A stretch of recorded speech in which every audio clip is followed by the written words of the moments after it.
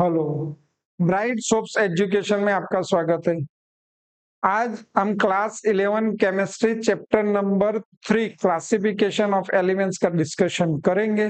आगे के लेक्चर में आयोनाइजेशन एंथैल्पीज के बारे में डिस्कस कर लिया हुआ है और कुछ क्वेश्चन मैंने आपको सॉल्व करने के लिए दे रखे थे, तो एक क्वेश्चन आपके सामने है, उसका सॉल्यूशन आज पहले तो हम करवा लेंगे, उसके बाद आगे के टॉपिक पे चले जाएंगे। तो यहाँ पे question number 1, Which elements has the highest ionization energy? Simple बात है, पीरियोडिक टेबल में जितने भी एलिमेंट्स है उसमें सबसे ज्यादा आयोनाइजेशन एंथैल्पीज किसने वो ढूंढना है, तो हमें आयोनाइजेशन एंथैल्पीज का ट्रेंड समझना होगा। आप जानते ही हो, पीरियोडिक टेबल में left hand to right hand side जाएंगे, आयोनाइजेशन एंथैल्पीज इंक्रीज होती है। मतलब हर पीरियड में 18th ग्रुप के एलिमेंट्स की आयोनाइजेशन एंथैल्पी सबसे ज्यादा होगी। तो 18th ग्रुप के एलिमेंट्स का ही डिस्कशन कर लेंगे। तो 18th ग्रुप में ऊपर से नीचे जाएंगे तो क्या होगा, आयोनाइजेशन एंथैल्पी के बारे में सोचते जाओ। ग्रुप में ऊपर से नीचे जाओ तो साइज इंक्रीज होती है, आयोनाइजेशन एंथैल्पी डिक्रीज होती है। तो ग्रुप में जो टॉप पर 18th ग्रुप में जो टॉप पर एलिमेंट्स है उसके आयोनाइजेशन एंथैल्पी सभी एलिमेंट्स में सबसे ज्यादा रहेगी। तो कौन सा एलिमेंट्स है आप जानते हो, तो फटाफट आंसर दे दो। यहाँ पे ये एलिमेंट्स रहेगा हीलियम। तो पूरा ग्रुप के सभी एलिमेंट्स के नाम भी आपको आने चाहिए, अगर नहीं आते तो उसको भी लर्न कर लो, पर आपका आंसर यहाँ पे रहेगा हीलियम। सेकंड नंबर का question, among the alkali metals which elements has the highest ionization energies. Alkali metal elements कौन सा ग्रुप है वो पहले तो आपको आना चाहिए। आंसर सिंपल है, ग्रुप नंबर फर्स्ट जो अल्कली मेटल एलिमेंट्स के नाम से जाना जाता है। तो फर्स्ट ग्रुप में भी सेम ट्रेंड रहेगा, ऊपर से नीचे जाओ आयोनाइजेशन एंथैल्पी डिक्रीज होगी। तो फर्स्ट ग्रुप का फर्स्ट एलिमेंट जिसकी आयोनाइजेशन एंथैल्पी फर्स्ट ग्रुप में सबसे ज्यादा रहेगी, तो यहाँ पे कौन सा आंसर आएगा, तो आंसर होगा आपका लिथियम। तो सेकंड का आंसर मिल चुका हुआ है लिथियम। थर्ड नंबर का question, arrange each of the following sets of elements in the increasing order of their ionization energies। और आपको एक सेट्स दे रखा हुआ है, ऑक्सीजन, नाइट्रोजन, सल्फर, ऐसे अलग अलग सेट्स है, जैसे सेकंड, थर्ड, फोर्थ, फिफ्थ। तो सभी को इसके आयोनाइजेशन एनर्जी के ऑर्डर में अरेंज करना। तो यहाँ पे दो तरीके हो सकते हैं। फर्स्ट ये कि आप सभी की इलेक्ट्रॉनिक कॉन्फ़िगरेशन लिखो और इसके बाद आयोनाइजेशन एंथैल्पीज की कंपैरिजन करो, पर मुझे दूसरा तरीका इजी लगता है। अगर मैं पीरियोडिक टेबल जानता हूं तो उसको पीरियोडिक टेबल में अरेंज करते जाओ एलिमेंट्स को, एक ही पीरियड के कि एक ही ग्रुप के, या तो पीरियड और ग्रुप में ए एलिमेंट्स का क्या रिलेशन। तो ए ट्रेंड आयोनाइजेशन एंथैल्पीज का हम जानते होंगे तो इजीली सही आंसर दे पाएंगे। जैसे आप समझोगे, यहाँ पे हम फर्स्ट नंबर का ही क्वेश्चन देख लो, ऑक्सीजन, नाइट्रोजन एंड सल्फर तीन एलिमेंट्स है, तो उसका पीरियड और ग्रुप के बारे में देखेंगे तो ऑक्सीजन एंड नाइट्रोजन एक ही पीरियड के एलिमेंट्स है। नाइट्रोजन फर्स्ट आएगा, ऑक्सीजन बाद में आएगा। और ऑक्सीजन और सल्फर एक ही ग्रुप के एलिमेंट्स है, तो आयोनाइजेशन एंथैल्पी के बारे में कैसे सोचा जाए वो भी आप देख लो।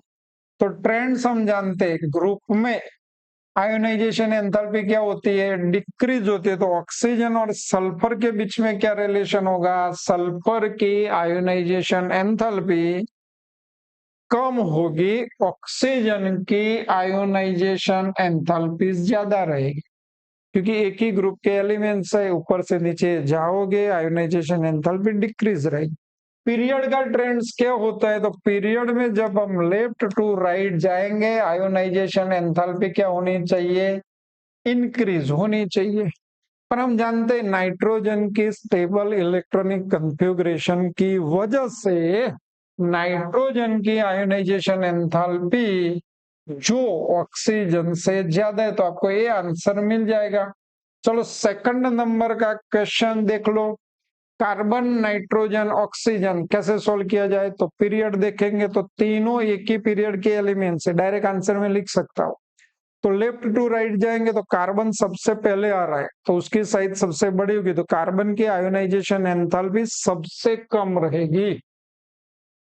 इसके बाद कंपैरिजन आएगी नाइट्रोजन और ऑक्सीजन, तो अभी हमने समझाया नाइट्रोजन की आयोनाइजेशन एंथैल्पी ज्यादा रहेगी, ऑक्सीजन की आयोनाइजेशन एंथैल्पी कम रहेगी, तो सेकंड का आंसर आपको मिल जाएगा ए वाला।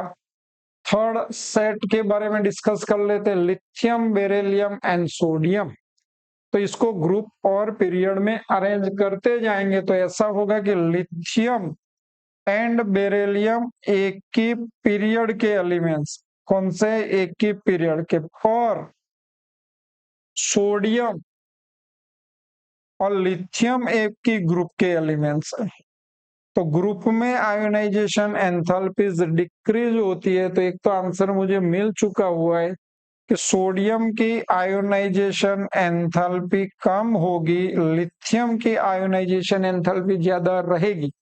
पर लिथियम और बेरिलियम एक ही पीरियड के, तो लिथियम से भी बेरिलियम की आयोनाइजेशन एंथैल्पी ज्यादा रहेगी, तो ट्रेंड मुझे थर्ड का भी मिल चुका हुआ है। फोर्थ के बारे में सोचो तो नियोन, आर्गोन एंड हीलियम तीन एलिमेंट्स है, तो 18th ग्रुप के एलिमेंट्स है। ऊपर से नीचे जाओगे साइज इंक्रीज होगी, आयोनाइजेशन एंथैल्पी डिक्रीज होगी। तो सबसे कम आयोनाइजेशन एंथैल्पी किसकी मिलेगी आपको? आर्गन की। इसके बाद किसकी बढ़ेगी? नियोन की। और अभी डिस्कस कर लिया था फर्स्ट का आंसर हीलियम की सबसे ज्यादा रहेगी। फिफ्थ क्वेश्चन का डिस्कशन करेंगे तो lithium, potassium, calcium, sulphur and krypton, तो उसको अरेंज करने का ट्राई करते हैं तो क्या मिल रहा है हमें? लिथियम, इसके बाद क्या आएगा? सोडियम, और इसके बाद पोटेशियम आएगा। तो सोडियम नहीं दिया हुआ है, पर लिथियम और पोटेशियम एक ही ग्रुप के एलिमेंट्स है। इसके बाद आ जाते हैं कैल्शियम, तो कैल्शियम सेकंड ग्रुप का एलिमेंट्स है, तो उसका भी हम थोड़ा पूरे ग्रुप के बारे में लिखेंगे। बेरिलियम जो यहाँ पे नहीं दिया हुआ, इसके बाद मैग्नीशियम जो यहाँ पे नहीं दिया हुआ, कैल्शियम आपको दिया हुआ है, तो इसकी कंपैरिजन कर दो। इसके बाद उसी पीरियड में आप आगे बढ़ते जाओगे तो लास्ट ग्रुप 18 ग्रुप में क्रिप्टॉन मिलेगा आपको। और बात कर रहे किसकी? तो सल्फर की। सल्फर किस में आएगा? सल्फर आपको मैग्नीशियम वाले, क्योंकि उसका एटॉमिक नंबर 12 है और सल्फर का एटॉमिक नंबर 16 है, तो उसी पीरियड में आपको सल्फर मिल जाएगा जो 16 ग्रुप का एलिमेंट्स है, और सल्फर यहाँ पे आ जाएगा ऑक्सीजन वाले ग्रुप का एलिमेंट से, चाल्कोजेन फैमिली बोला जाता है। अब आपको थोड़ा ध्यान से समझना होगा यहाँ पे कंपैरिजन। कंपैरिजन में हम क्या समझेंगे? तो फिफ्थ नंबर के क्वेश्चन के आंसर में ग्रुप में ऊपर से नीचे जाएंगे तो आयोनाइजेशन एंथैल्पी डिक्रीज होगी। तो फर्स्ट ग्रुप के बारे में तो एकदम परफेक्टली आपको सोचना है कि पोटेशियम की आयोनाइजेशन एंथैल्पी कम होगी, सोडियम की इससे ज्यादा होगी, लिथियम की इससे ज्यादा होगी। यहाँ पे सोडियम दिया नहीं है, तो ये ऑर्डर आपको क्या मिल जाएगा? पोटेशियम, और इसके आगे कौन आ जाना चाहिए? पोटेशियम के आगे आपको मिल जाना चाहिए लिथियम। अब देखो यहाँ पे आओ तो ये भी बहुत इंपॉर्टेंट बात होती है, लिथियम और बेरिलियम। तो उसमें बेरिलियम आपको यहाँ पे क्वेश्चन में नहीं दिया हुआ है, पर बेरिलियम की आयोनाइजेशन एंथैल्पी एक ही पीरियड में लिथियम और बेरिलियम होने की वजह से ज्यादा रहेगी, ये तो फिक्स है। आपको अब ध्यान क्या रखना है? एस ब्लॉक एलिमेंट्स में लिथियम, इसकी आयोनाइजेशन एंथैल्पी मैग्नीशियम और कैल्शियम से भी कम है। सल्फर, अरे सॉरी, फर्स्ट ग्रुप एलिमेंट्स और सेकंड ग्रुप एलिमेंट्स की कंपैरिजन करोगे तो यहां से आयोनाइजेशन एंथैल्पी इंक्रीज होती जाएगी, ट्रेंड याद रखना है। और इसके बाद यहाँ पे क्या होगी? इसकी इंक्रीज होगी। तो यहाँ पे आंसर क्या आएगा? पोटेशियम की सबसे कम, सोडियम की इससे ज्यादा, लिथियम की इससे ज्यादा, पर इससे ज्यादा बेरिलियम, क्योंकि पर यहाँ पे नीचे कंफ्यूजन आएगा मैग्नीशियम और कैल्शियम के बारे में। तो आपको याद ये रखना है कि मैग्नीशियम की आयोनाइजेशन एंथैल्पी भी लिथियम से ज्यादा रहेगी, कैल्शियम की आयोनाइजेशन एंथैल्पी भी लिथियम से ज्यादा रहेगी। यहाँ पे बेरिलियम तो आपको दिया नहीं है ऑप्शन में, तो आपको यहाँ पे डायरेक्ट क्या लिख लेना है, कैल्शियम की आयोनाइजेशन एंथैल्पी ज्यादा है, ये चीज याद रख लेनी। इसके बाद हम डिस्कस करेंगे तो कैल्शियम एस ब्लॉक का एलिमेंट्स है, सेकंड ग्रुप का एलिमेंट्स है। तो पोटेशियम से कैल्शियम की आयोनाइजेशन एंथैल्पी तो ज्यादा होगी क्योंकि इस ट्रेंड में हम जा रहे हैं। और यहाँ पे आपको ए पी ब्लॉक के एलिमेंट्स के साथ कंपैरिजन करनी है।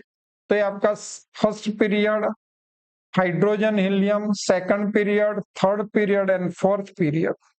तो ऑलवेज एस ब्लॉक के जो एलिमेंट्स है, जैसे कि ये फोर्थ पीरियड का एलिमेंट्स है, तो पी ब्लॉक के थर्ड पीरियड के एलिमेंट से इसकी आयोनाइजेशन एंथैल्पी कम रहेगी। इलेक्ट्रॉनिक कॉन्फ़िगरेशन भी समझ सकते हो, याद भी रख सकते हो।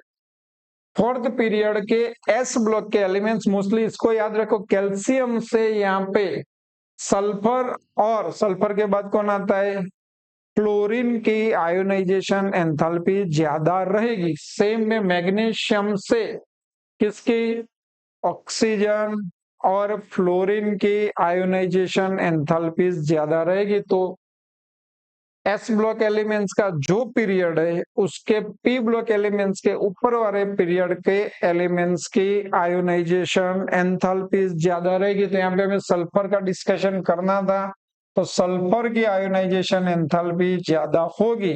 अब बात है 18th ग्रुप के एलिमेंट्स के, तो क्रिप्टन तो NS2 NP6 इलेक्ट्रॉनिक कॉन्फ़िगरेशन है, तो नेचुरली इसकी आयोनाइजेशन एंथैल्पी सबसे ज्यादा मिलेगी। तो ये आपको ऑर्डर आयोनाइजेशन एंथैल्पी का फिफ्थ के लिए सही मिल जाएगा।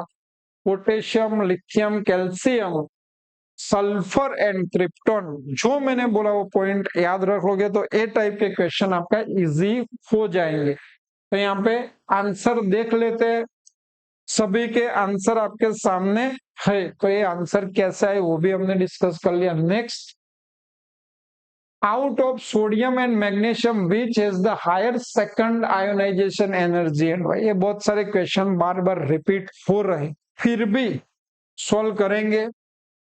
इंपॉर्टेंट ये है यहाँ पे आपको सेकंड आयोनाइजेशन एनर्जीज के बारे में पूछा हुआ है। सेकंड आयोनाइजेशन एनर्जी जब लिखना है तो क्या लिखेंगे, सोडियम में से एक इलेक्ट्रॉन निकल रहा है और इस स्पीसीज में से इलेक्ट्रॉन निकालने के लिए जो एनर्जी देनी पड़ेगी वो सेकंड आयोनाइजेशन एनर्जी है। तो इसकी इलेक्ट्रॉनिक कॉन्फ़िगरेशन लिखनी पड़ेगी 1s2 2s2 2p6, क्योंकि इसका एटॉमिक नंबर कितना है 11, नहीं एक इलेक्ट्रॉन कम हो जाएगा। सेम वे मैग्नीशियम के सेकंड आयोनाइजेशन एंथैल्पी के बारे में सोचना है तो Mg+ लेना पड़ेगा। इसका एटॉमिक नंबर 12 है, तो इलेक्ट्रॉनिक कॉन्फ़िगरेशन क्या आएगी 1s2 2s2 2p6 3s1। तो अब और समझाने की जरूरत नहीं पड़ेगी कि किसके आयोनाइजेशन एंथैल्पी ज्यादा है किसकी कम है। इसकी NS2 NP6 इलेक्ट्रॉनिक कॉन्फ़िगरेशन है, इसकी एक इलेक्ट्रॉन रिलीज करने के बाद ये होने वाली है। तो कौन इजीली इलेक्ट्रॉन रिलीज करेगा, Mg+ इजीली इलेक्ट्रॉन रिलीज करेगा। इसकी सेकंड आयोनाइजेशन एंथैल्पी ज्यादा रहेगी। आंसर कुछ ऐसे लिख सकते हो आप, Na becomes in this second electron has to be removed from second cell, whereas in case of Mg the second electron is removed from third cell। तो आयोनाइजेशन एंथैल्पी किसकी सबसे ज्यादा रहेगी, सेकंड आयोनाइजेशन एंथैल्पी सोडियम की Mg की comparatively ज्यादा रहेगी। कुछ एमसीक्यूज आपके सामने आते जाएंगे। Which of the following elements has least ionization energies। अब आयोनाइजेशन एनर्जीज का ट्रेंड आप जानते हो। एक ही ग्रुप के एलिमेंट्स है तो जो सबसे नीचे है उसकी आयोनाइजेशन एंथैल्पी कम होगी। आंसर आपको मिलेगा A. Second, which of the following elements has highest ionization energies? तो एक ही ग्रुप के एलिमेंट्स है तो सबसे ऊपर वाला होगा, इसकी हाईएस्ट रहेगी। आंसर रहेगा D. Which of the following is the correct ionization energy order?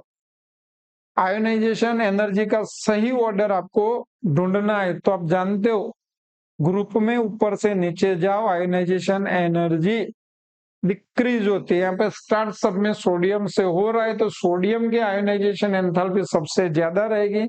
Potassium, rubidium and caesium इस ऑर्डर में डिक्रीज होगी। तो आंसर बी रहेगा।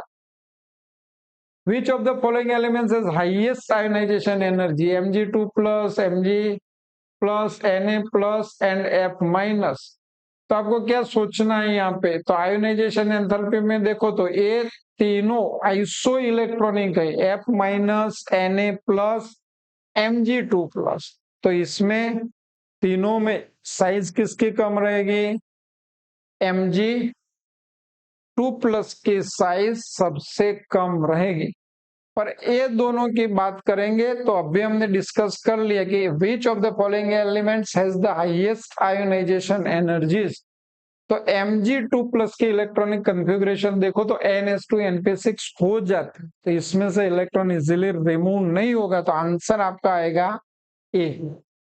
तो ऐसे भी सोच सकते हैं, सोचने का अलग अलग तरीके इसके बारे में हो सकता है। Fifth number, penetrating power order of orbitals. कौन से ऑर्बिटल्स का क्या पावर है उसके हिसाब से आपको आंसर देना है।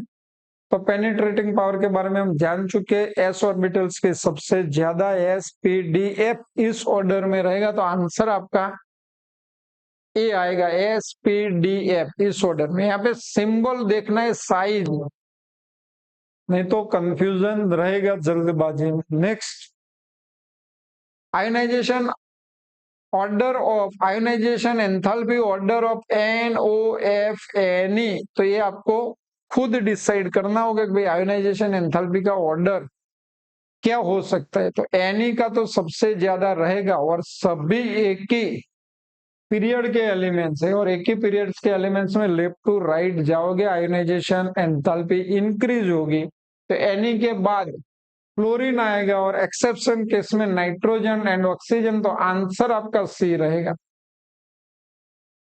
विच group elements of maximum ionization energy? Group के बारे में बात करेंगे तो किस ग्रुप की आयोनाइजेशन एंथैल्पी मैक्सिमम रहेगी? तो 17th ग्रुप, एक ही पीरियड में 17th ग्रुप के एलिमेंट्स के आयोनाइजेशन एंथैल्पी ज्यादा रहती है। थोड़ा ट्रेंड चेंज होगा।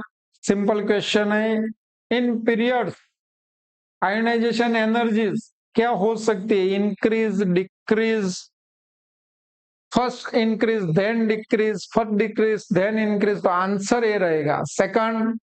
इन ग्रुप्स, ग्रुप में क्या होता है ट्रेंड? तो ग्रुप में डिक्रीज होता है। Third, in periods ionization energy increase due to. Period में भी आयोनाइजेशन एनर्जी क्यों डिक्रीज होती है? तो डिक्रीजिंग एटॉमिक साइज सही है, increasing of effective nuclear charge, increasing of atomic size. तो आंसर आपका बोथ ए एंड बी दोनों रहेंगे। Which of the following elements have lowest ionization energy? Alkali earth metal, chalcogen, halogen, alkali metals. तो एक ही period में alkali metal elements के ionization enthalpy सबसे कम रहेगी। आंसर डी रहेगा।